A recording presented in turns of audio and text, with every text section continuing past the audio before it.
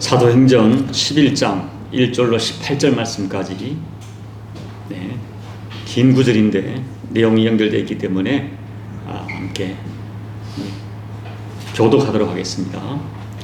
유대에 있는 사도들과 형제들이 이방인들도 하나님의 말씀을 받았다 함을 들었더니 베드로가 예루살렘에 올라갔을 때 할례자들이 비난하여 이르되 내가 무할례자의 집에 들어가 함께 먹었다 하니 베드로가 그들에게 이 일을 차례로 설명하여 이르되 내가 욥바시에서 기도할 때에 황홀한 중에 환상을 보니 큰 보자기 같은 그릇이 내 귀에 매어 하늘로부터 내려 내 앞에까지 드리워지거늘 이것을 주목하여 보니 땅에 네 발 가진 것과 짐승과 기는 것과 공중에 나는 것들이 보이더라. 또 들으니 소리 있어 내게 이르되 베드로야 일어나 잡아먹으라 하거늘 내가 이르되 주님 그럴 수 없나이다. 속되거나 깨끗하지 아니한 것은 결코 내 입에 들어간 일이 없나이다 하니 또 하늘로부터 두 번째 소리 있어 내게 이르되 하나님이 깨끗하게 하신 것을 내가 속되다고 하지 말라 하더라.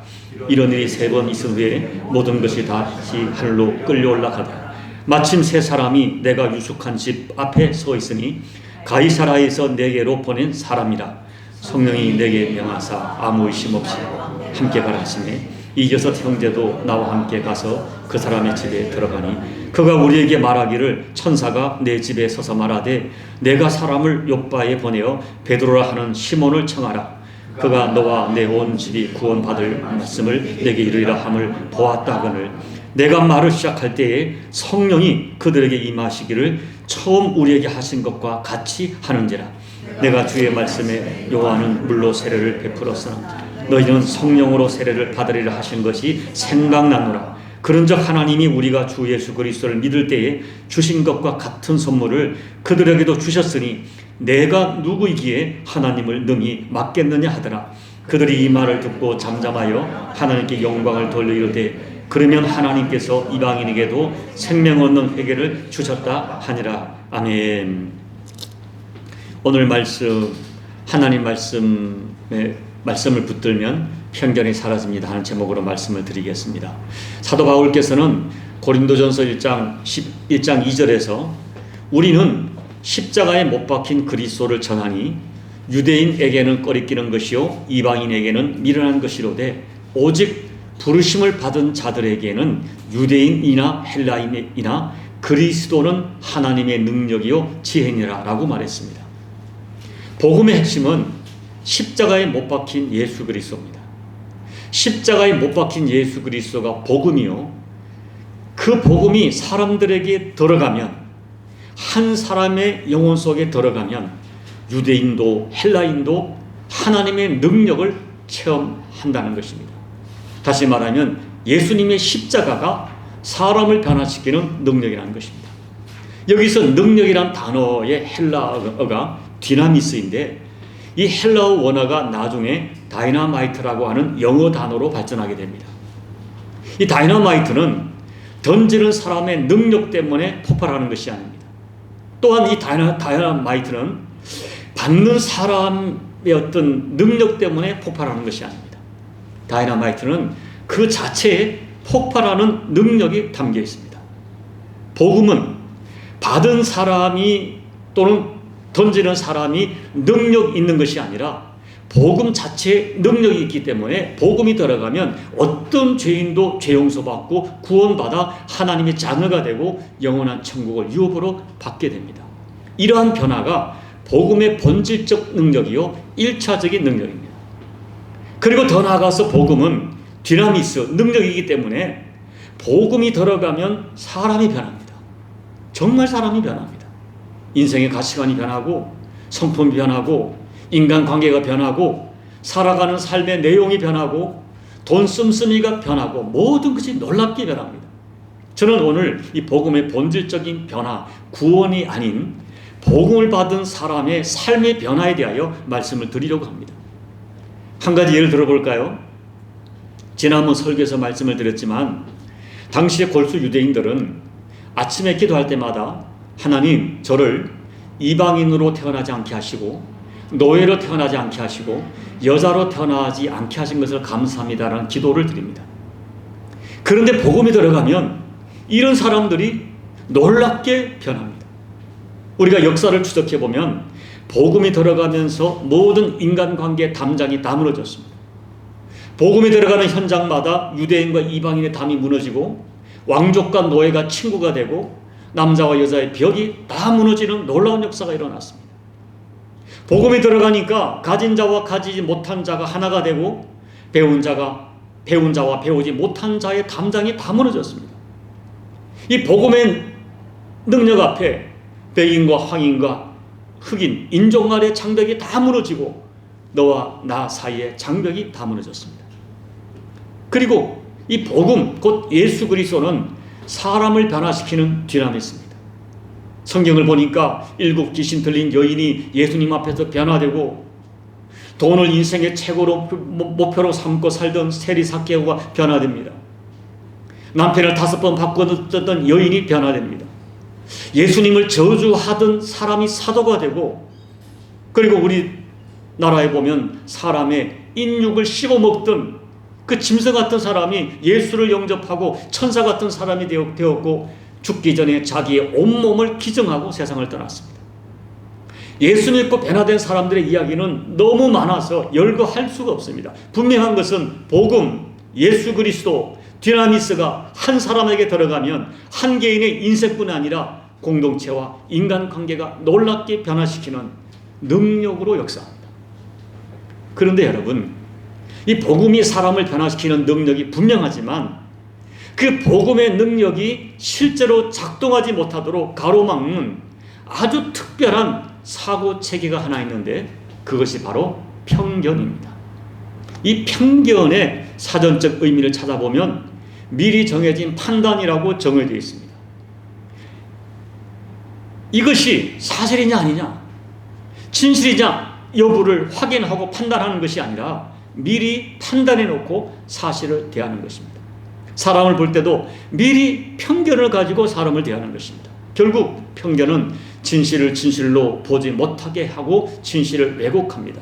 그래서 편견은 무섭습니다. 그리고 성경은 분명히 편견을 죄라고 정죄합니다.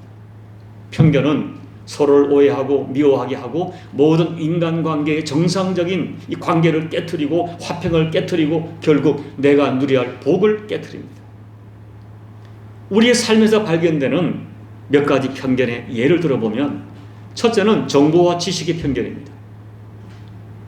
우리 안에 자리 잡고 있는 생각 중에 잘못 입력된 거짓 정보가 분명히 있습니다. 거짓 지식이 분명히 있습니다. 우리는 내가 다 알고 있고 내가 알고 있는 모든 것들, 내가 가지고 있는 지식이 다 진실이라고 믿지만 그렇지 않습니다. 이 잘못된 왜곡된 지식이 편견이 되어 생각의 편견을 만들어냅니다. 유대인들은 어릴 때부터 이 율법을 절대 변개할 수 없는 절대 진리로 배워왔어요. 그리고 그 율법의 문제가 아니라 율법을 해석하는 많은 조항들, 전통들, 규례들, 이것들을 진리로 절대 변개할 수 없는 진리로 배워 입력되었습니다. 그것이 뿌리 깊은 편견이 되어버렸습니다. 이 편견이 얼마나 진실을 왜곡하는지 모릅니다. 오늘 우리들에게도 잘못 입력된 정보, 지식이 누룩처럼 퍼져서 얼마나 많은 왜곡된 생각의 편견을 만들어내는지 모릅니다. 둘째가 사람에 대한 편견이 있습니다. 인종에 대한 편견이 대표적입니다. 그리고 가장 흔한 것이 외모에 대한 편견. 마른 사람은 성격이 어떻다든지 이런 것들이죠. 또 세상 신분과 학력에 대한 편견입니다. 하나님께서는 사람의 외모를 보지 않으시고 중심을 보신다고 했지만 사람들은 끊임없이 사람을 외모로 평가하고 외모로 판단하는 편견을 가지고 사람을 판단합니다. 특별히 인종에 대한 편견은 실수 정도가 아니라 무서운 죄악입니다. 셋째가 지역적인 편견이 있습니다. 요한복음 1장에서 빌립에게서 예수님을 소개받은 나다나엘은 도대체 나사렛이란 동네에서 무슨 선한 것이 나올 수 있겠느냐고 뿌리 깊은 지역주의 편견을 드러냅니다. 이 지역적인 편견은 한 사람을 정상적인 인격으로 보지 않고 지역이라는 편견으로, 그 지역이라는 색 안경으로 사람을 보기 때문에 건강한 공동체를 파괴하는 무서운 독소입니다.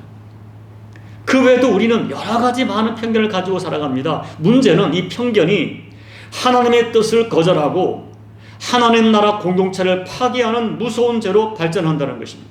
저는 오늘 말씀을 가지고 우리에게 있는 편견이 얼마나 무서운 결과를 가져오는지를 말씀드리려 하고요. 그 편견을 극복했을 때 얼마나 큰 축복이 흘러 들어오는지를 말씀드리려고 합니다. 오늘 말씀은 지난주에 설교했던 말씀과 연결해서 이해해야 됩니다. 10장에서 베드로는 하나님의 강권적인 인도하심으로 이탈리아 로마 군대의 백부장 고넬료를 만나게 되고 고넬료 가정에 예수 그리스도를 전하게 됩니다. 그때 말씀을 듣는 모든 사람에게 성령님이 강력하게 역사하셨습니다. 그 모습을 보고 베드로는 충격을 받고 감격하고 고넬료 가족에게 예수 그리스도의 이름으로 세례를 베풀게 되었습니다. 이렇게 이방인들이 예수님을 영접하고 세례받았다는 소식이 예루살렘에 전하여지게 되었습니다. 그리고 베드로가 예루살렘에 도착해 보니 유대인 중에 할례자라고 불리우는 성도들이 베드로를 무섭게 힐난합니다. 이 할례자라고 하는 것은 예수님을 영접하고 기독교인이 된 유대인 중에 아직도 여전히 할례를 받아야 한다고 주장하는 사람들입니다. 그런데 이 사람들이 베드로에게 왜 너는 할례 받지 않은 이방인 집에 들어가서 함께 음식을 먹었느냐고 무섭게 힐난하는 것입니다. 당시 유대인들은 어떤 경우도 이방인들과 음식을 같이 먹을 수가 없었습니다. 그러자 베드로는 나도 원래 그런 생각을 가지고 있었다. 그래서 나도 큰 실수를 했었다. 그런데 나에게 이런 사건이 있었다 라고 말하면서 자기가 경험한 이야기를 설명하면서 예루살렘 성도들을 설득합니다. 사랑하는 여러분, 예수님의 수제자로 3년 동안 예수님과 동행했고 직접 예수님의 가르침을 받았고 오순절 성령의 역사를 강력한 역사를 체험했고 예수 이름으로 안전병기를 일으켰고 한 번 설교할 때 3,000명을 회개시켰던 베드로 역시 지독한 편견에 사로잡혀 있었다는 이 사실이 정말 놀랍습니다. 여러분, 지난주에 설교를 생각해 보면 사도행전 10장에 등장한 고넬료는 정말 대단한 사람이었습니다. 성경은 그의 인격과 신앙이 어느 정도였는지 자세히 기록하고 있습니다. 한마디로 고넬료는 이방인이었지만 경건한 사람이라고 성경과 하나님이 인정하는 사람이었습니다. 고넬료는 당시 자신들이 유대를 지배하던 로마 군대의 장교였던 고넬료는 유대인이 믿는 하나님을 믿었고 그리고 유대인들을 많이 구제했고 항상 하나님께 기도하며 온 집안 식구가 더불어 여호와를 경외하는 사람이었어요. 그런데 중요한 것은 그렇게 고넬료의 신앙을 하나님은 인정해 주었지만 유대인들은 전혀 고넬료를 받아들이지도 않았고 그의 신앙을 인정하지도 않았습니다. 오직 한 가지, 고넬료가 이방인이었기 때문입니다. 그가 이방인이라고 하는 단 한 가지 이유 때문에 하나님을 경외하던 고넬료와 아무도 교제하지 않았습니다. 단지 고넬료가 이방인이라고 하는 사실 때문에 하나님과는 상관없는 사람이요 그의 구제와 그의 기도 모든 것이 유대인들에게는 모두 허사로 보였습니다. 이것이 편견 때문이었어요.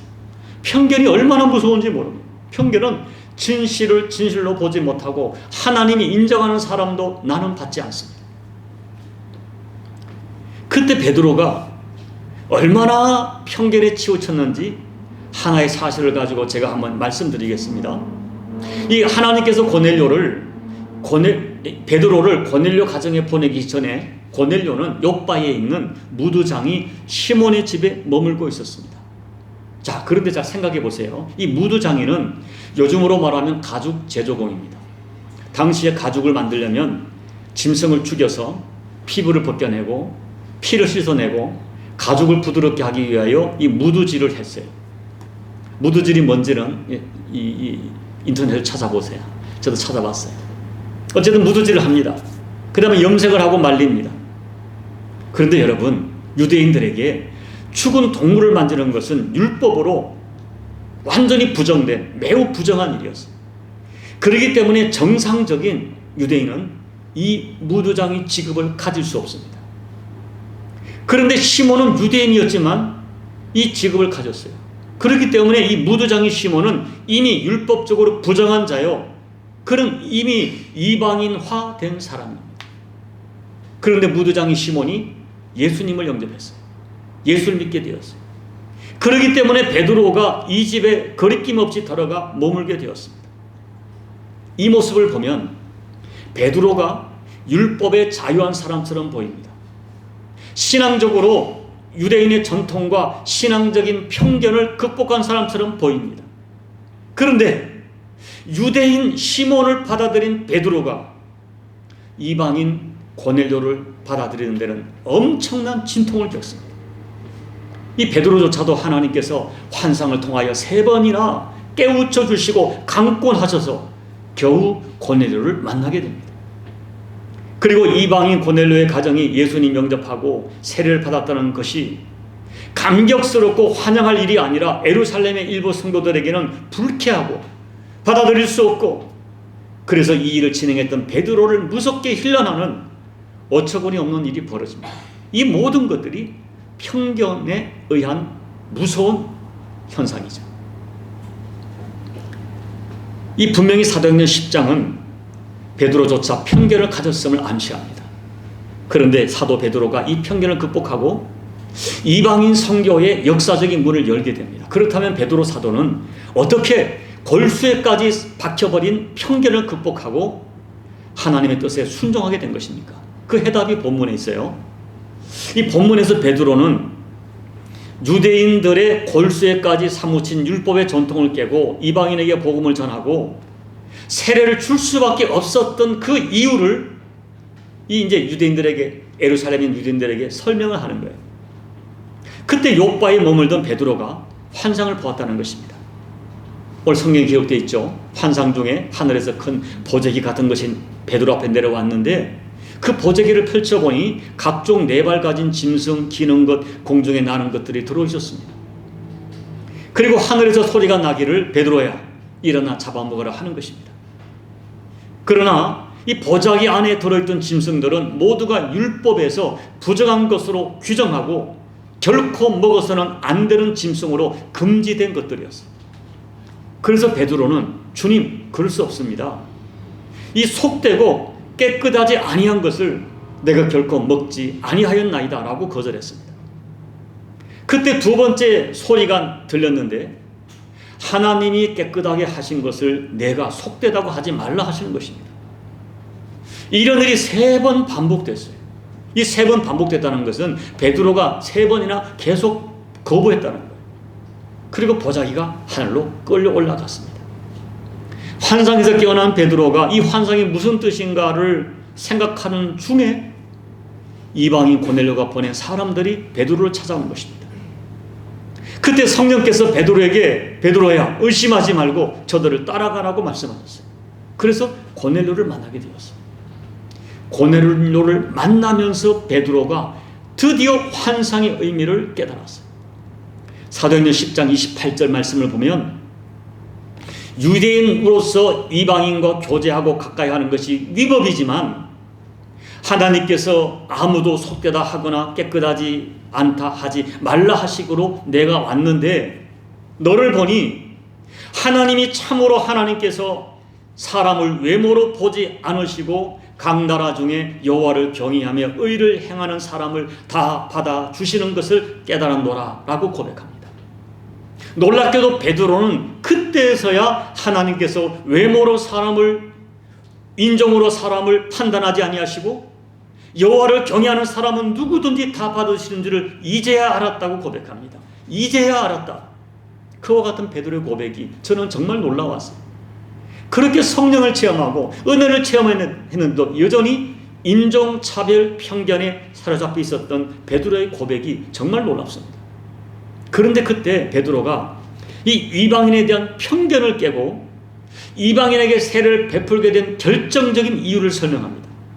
마가복음 11장 15절 16절 우리 함께 읽어볼까요? 내가 말을 시작할 때에 성령이 그들에게 임하시기를 처음 우리에게 하신 것과 같이 하는지라 내가 주의 말씀에 요한은 너희에게 물로 세례를 베풀었으나 너희는 성령으로 세례를 받으리라 하신 것이 생각났노라. 자, 잘 보세요.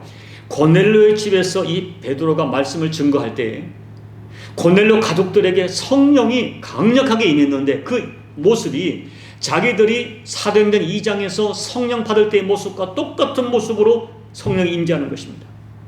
바로 그때 베드로에게 주님의 말씀이 생각이 났어요.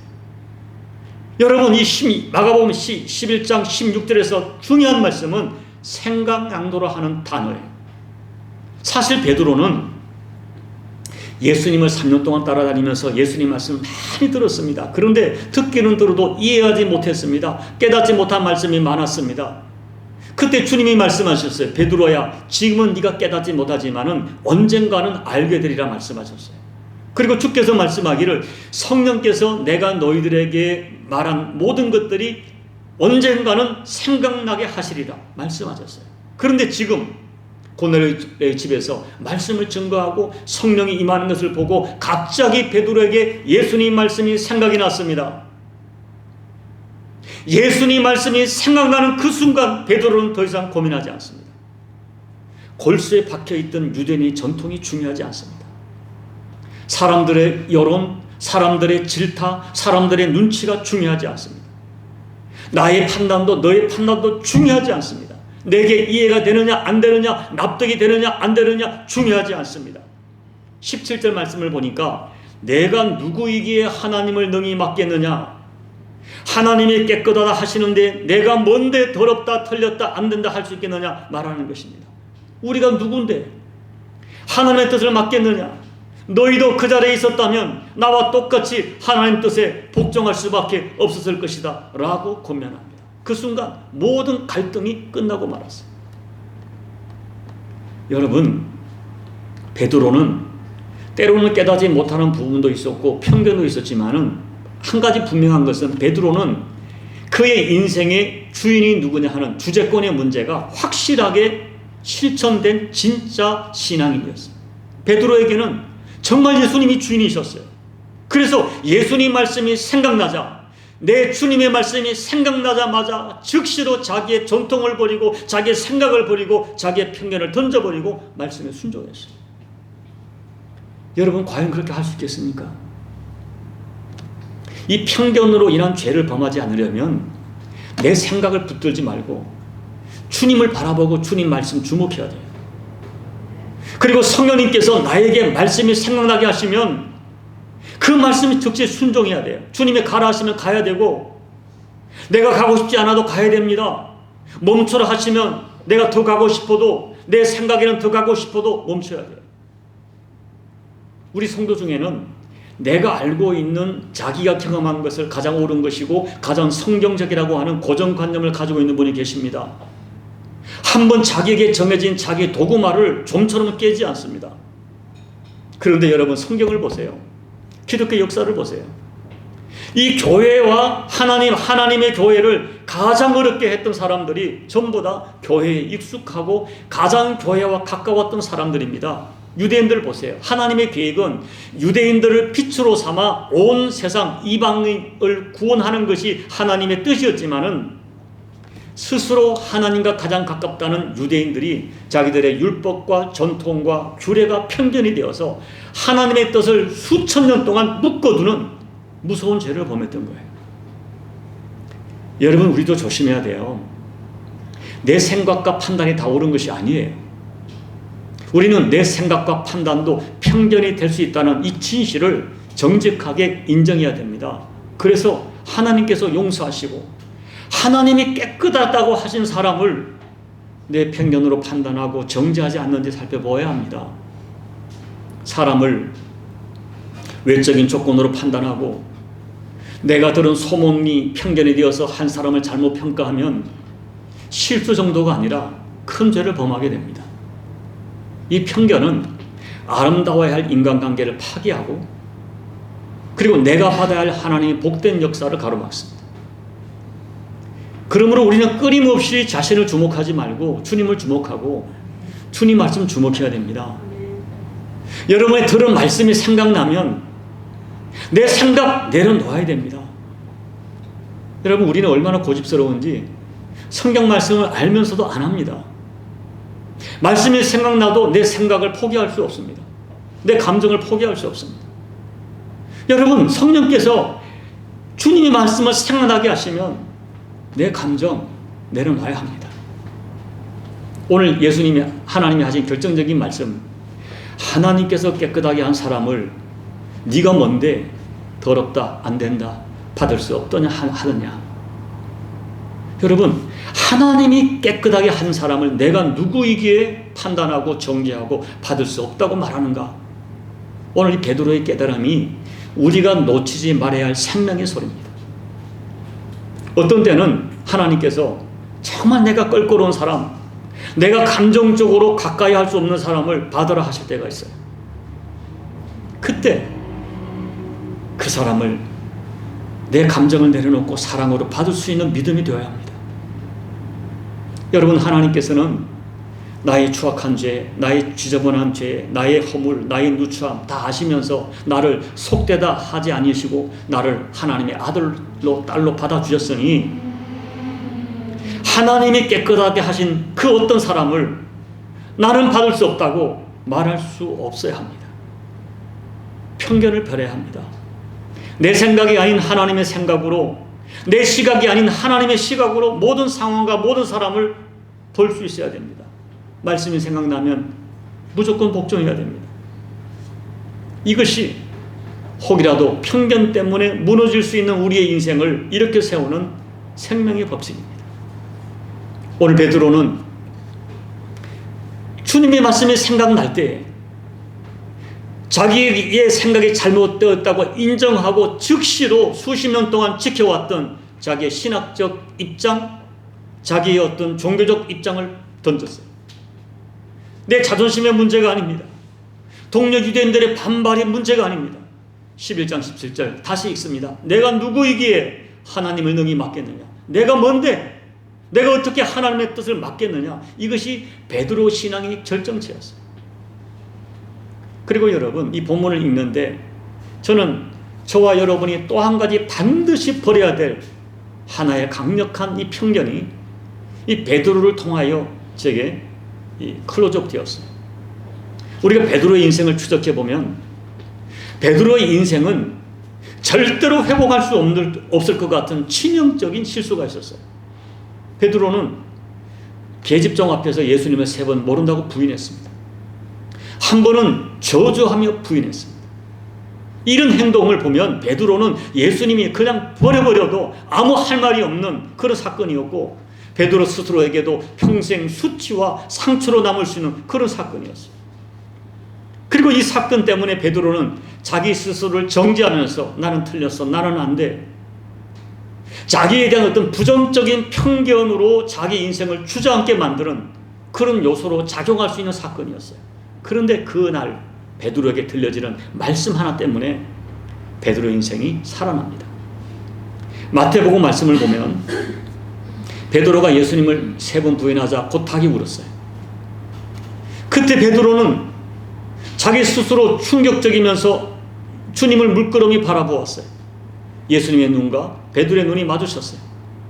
바로 그 순간 베드로에게 예수님이 하셨던 말씀이 갑자기 선것처럼 생각이 났어요. 예수님 말씀이 생각이 난 거예요. 그래서 베드로는 그 자리에 있지 못하고 밖으로 뛰쳐나가 통곡하며 울었어요. 누구보다 예수님 사랑하고 있다고 자부했는데 다른 사람은 다 주님을 버려도 나는 주님 버리지 않는다고, 나는 그런 사람이라고, 내 신앙은 이것이라고 자부했던 내가 이렇게 형편없는 사람이었구나, 내 수준이 이것밖에 안 되었구나, 자기의 영적 실체가 드러나자 통곡하고 울었을 거예요. 무엇보다 베드로가 예수님을 부인할 것을 다 아시는 주님이 다 아시면서도 그럼에도 불구하고 베드로를 용서하시고 베드로에게 세상을 부탁하시는 그 주님의 말씀에 생각나서 울었을 거예요. 신학자들과 설교가들은 이구동성으로 이야기합니다. 그날 예수님 말씀이 생각나서 주님 앞에 통곡하고 자기 자신에게 통곡했던 바로 이 순간이 베드로 인생의 가장 아름다웠던 순간이다 라고 해석을 해요. 여러분, 오늘 제가 여러분께 드리고자 하는 말씀은 이겁니다. 우리 중에도 베드로처럼 적극적으로 예수님을 부인하지 않았지만 세상에 나가 살면서 예수님 모르는 사람처럼 행동하고, 어떤 때는 분명히 알면서 옳은 길을 따르지 않고 내 감정을 따르고 내 생각을 따라 선택했던 때가 많습니다. 그래서 늘 마음에 죄책감도 있고 그 마음으로 이 자리에 앉아있는 분도 계실 거예요.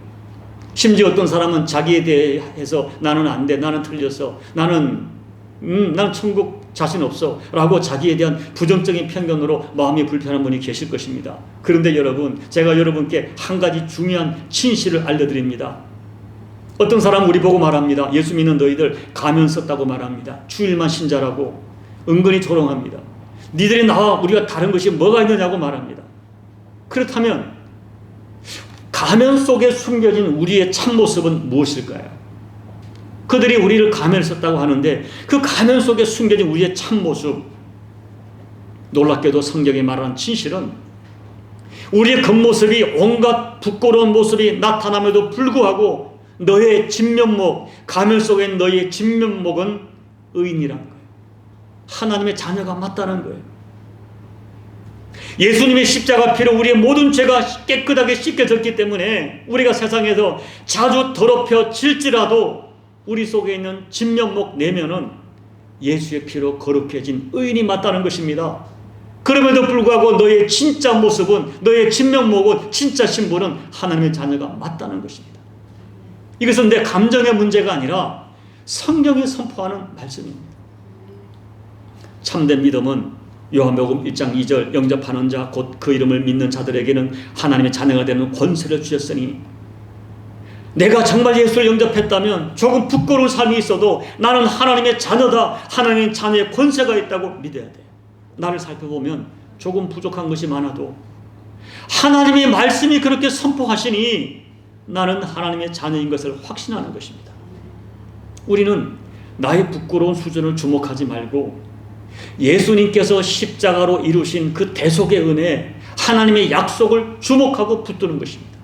이 믿음을 가지고 로마서 8장 33절 34절 누가 능히 하나님께서 택하신 자를 고발하리요, 의롭다 하신 이는 하나님이시니 누가 정죄하리요, 죽으실 뿐 아니라 다시 살아나신 이는 그리스도 예수시니 그는 하나님 우편에 계신 자요 우리를 위하여 간구하는 자니라. 믿음은 이 말씀을 진리로 붙드는 것입니다. 예수님께서 십자가에서 이루신 하나님의 선언을 받아들일 때 나의 진면목은 죄인이 아니라 누구도 정죄할 수 없는 의인이요 하나님의 자녀라는 이 성경의 말씀은, 이것을 붙드는 것이 믿음입니다. 여러분, 우리는 두 가지를 늘 생각을 해야 돼요.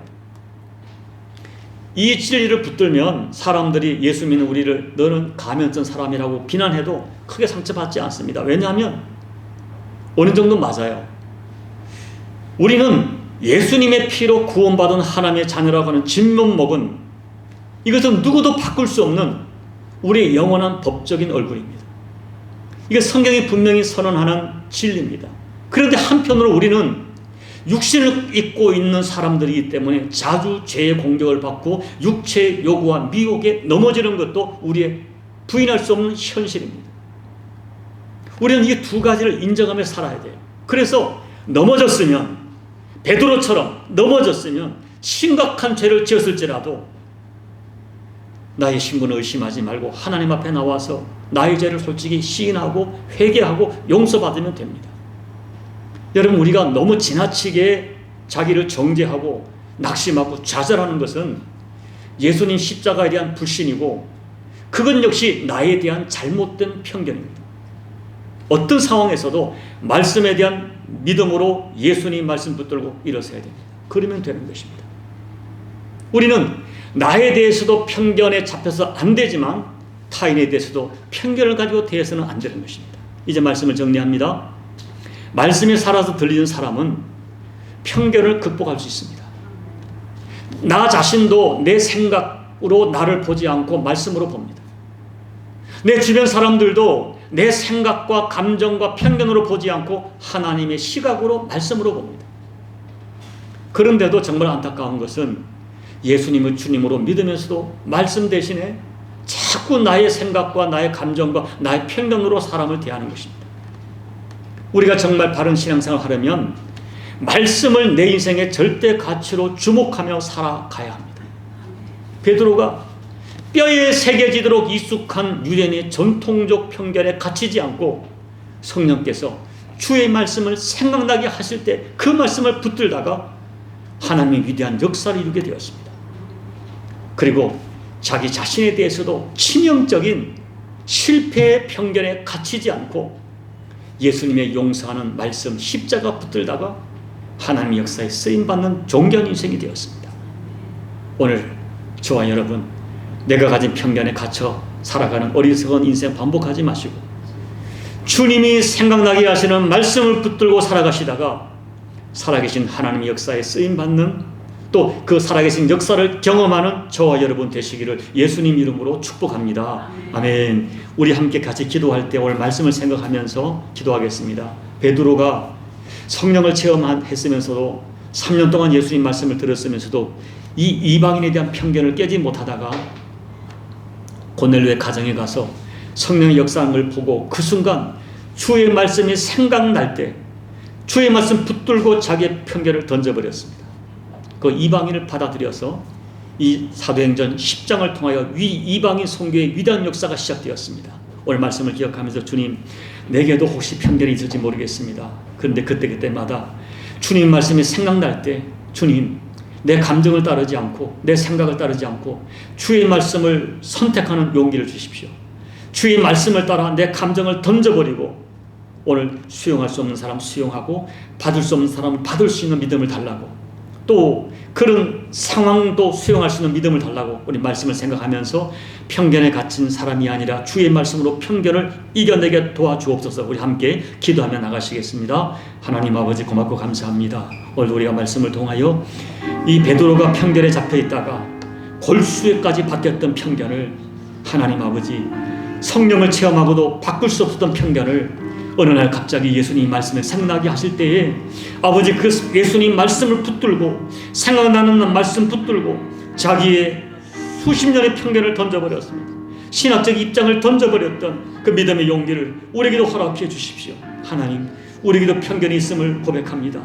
또한 우리에게도 내 생각과 감정에 사로잡혀 주님께서 분명히 말씀하시는데 성령 말씀을 분명히 알고 있는데 우리가 순종하지 못할 때가 참으로 많습니다. 주님, 우리를 도와주십시오. 힘을 주십시오. 어떤 경우도 내가 내 생각과 감정에 잡히지 않고 말씀에 사로잡혀 살아가는 저희가 되어 편견을 가로막는 모든 장애물을 던져버리고 하나님 위대한 역사를 체험하는 저희가 될 수 있도록 하나님 은혜 베풀어 주옵소서. 하나님 아버지, 베드로가 고넬료 가정에서 말씀을 전하다가 성령이 임재하시고 그때 주의 말씀이 생각날 때 아버지 하나님 그 말씀을 선택하고 자기의 편견을 던져버렸습니다.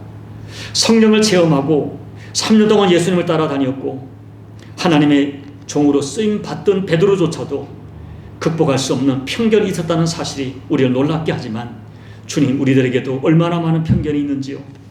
때로는 하나님께서 말씀을 생각나게 하시고 주의 말씀이 이것이라 알고 있는데도 우리의 생각을 버릴 수 없고 우리의 감정을 포기할 수 없는 저희들의 이 고집을, 아집을 주님 용서해 주십시오.